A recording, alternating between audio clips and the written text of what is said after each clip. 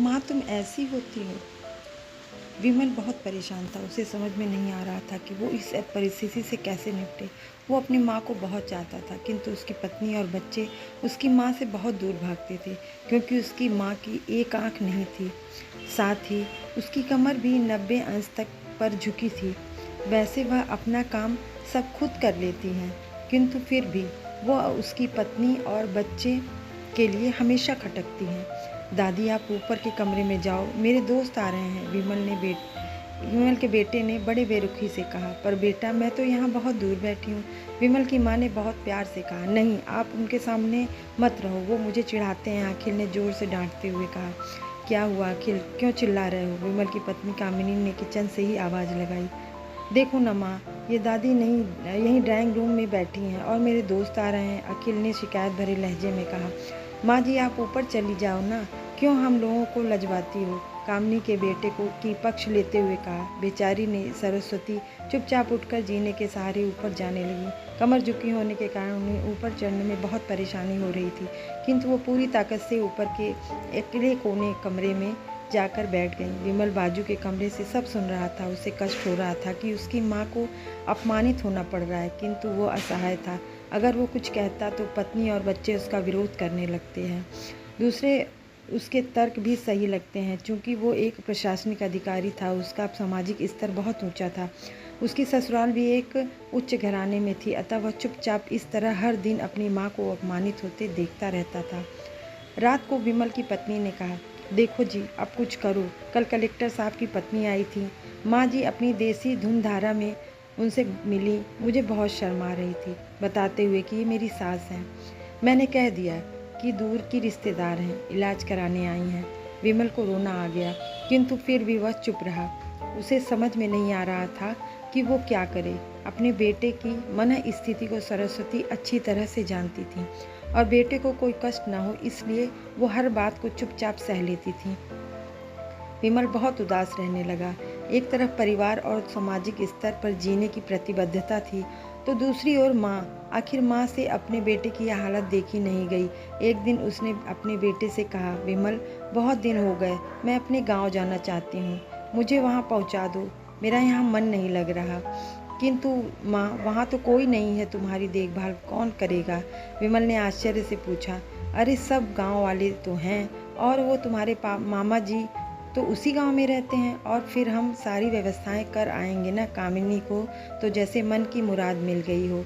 हाँ बेटा, बहू सही कह रही है, सरस्वती ने लंबी सांस लेते हुए कहा। विमल जानता था कि गांव में माँ की देखभाल करने वाला कोई नहीं है, लेकिन अपनी पत्नी की जिद के कारण वह अपनी माँ को गांव छोड़ने पर विवश हो गया।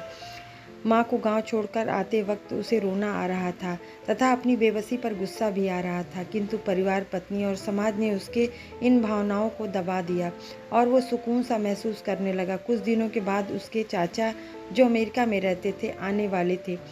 जब विमल बहुत छोटा था, उसके पिता जीवित थे, तब वो भारत आए थे और उसके बाद वो अब भारत आने वाले थे। पूरा परिवार और आस पड़ोस बहुत उत्साहित था। अमेरिका से विमल के डॉक्टर चाचा आ रहे थे। डॉक्टर रमेश ने जैसे ही घर में कदम रखा, सब ने मिलकर बहुत उत्साह से उनका स्वागत किया। क्यों विमल, भाभी नहीं दिख रही? कहाँ हैं? डॉक्टर रमेश ने उत्सुकतापूर्वक पूछा। जी, वो गांव में रहती हैं, यहाँ उनका मन नहीं लगता, कामिनी ने सपाट लहजे में उत्तर दिया। डॉक्टर रमेश ने विमल की ओर देखा तो विमल ने अपनी आंखें झुका ली। डॉक्टर रमेश सब समझ गए।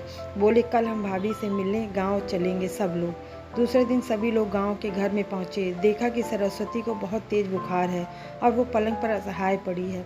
डॉक्टर रमेश दौड़कर सरस्वती के पास गए, उनके पैर छूकर रोने लगे। सरस्वती की यह हालत देख उनकी कल्पना से भी परे थी। वाह बेटा विमल, तूने तो नाम उजागर कर दिया। अपनी माँ की ये हालत देखकर तुझे तो शर्म भी नहीं आ रही होगी। डॉक्टर रमेश ने विमल को लगभग डांटते हुए कहा। नहीं देवर जी, विमल का कोई दोष नहीं है, मैं खुद गांव आई थी। सरस्वती ने अपने बेटे का बचाव किया। मुझे सब पता चल गया भाभी, आप चुप रहो। क्यों बहू, तुम अपनी सास की कुरूपता पसंद नहीं है? समाज में तुम्हें नीचा देखना पड़ता है ना? डॉक्टर रमेश की कामनी की ओर व्यंग से देखा। कामनी निरुत्तर होकर विमल को देखने लगी। आज तुम जिस सामाजिक स्तर पर हो वो इन्हीं के संघर्षों की देन है। और बेटा विमल, तुम्हें शायद मालूम ना हो, बचपन में जब तुम 1 साल के थे तब छत से नीचे गिरने के कारण तुम्हारी एक आँख फूट गई थी और तुम्हारी रीढ़ की हड्डी में भी समस्या थी। तब तुम्हारी स्क्रूप माँ ने अपनी एक आँख और अपना बोन मैरो देकर तुम्हें इतना सुंदर स्वरूप दिया। कामनी बेटा, इतने पलों तक संघर्ष करके बेटे को प्रशासनिक अधिकारी बनाने वाली संघर्षशील औरत की तुम लोगों ने यह दशा कर दी। तुम्हें ईश्वर कभी माफ़ नहीं करेगा। डॉक्टर रमेश की आंखों से अश्रुधारा जल बह निकली। अब भाभी, आप मेरे साथ अमेरिका जाएंगी, यहाँ इन स्वार्थी लोगों के बीच नहीं रहेंगी। डॉक्टर रमेश ने सरस्वती से कहा। विमल को तो काटो तो खून नहीं था। डॉक्टर रमेश जो उसके चाचा थे, उन्होंने जो राज बताया उसके बाद तो विमल को यही लग रहा था कि उससे ज़्यादा पापी इंसान अब इस दुनिया में कोई और है ही नहीं। वह दौड़ता गया और माँ सरस्वती के कदमों में लिपट गया। माँ, मेरा अपराध अक्षम्य है। मैं जानबूझकर चुप्पी साधे था, आपको अपमानित करवाता रहा। अब सिर्फ आप उस घर में मेरे साथ रहोगे और कोई नहीं। विमल ने अग्नेय दृष्टि से अपनी पत्नी और बच्चों को देखा। कामनी को भी बहुत पछतावा हो रहा था, किंतु उसकी हिम्मत नहीं हो रही थी कि वो सरस्वती से आंखें मिलाए। सरस्वती ने कामनी की मन स्थिति को समझकर उसको पुचकारते हुए अपने पास बुलाया और विमल को डांटते हुए कहा, खबरदार, जो मेरी बहू को मुझसे अलग करने की कोशिश की तो तुझे ही घर से बाहर निकाल दूंगी। कामनी और बच्चे सरस्वती के पैर पड़ते हुए अपने व्यवहार पर माफ़ी मांगी और माँ के हृदय में ने सबको माफ़ कर दिया। माँ से बड़ा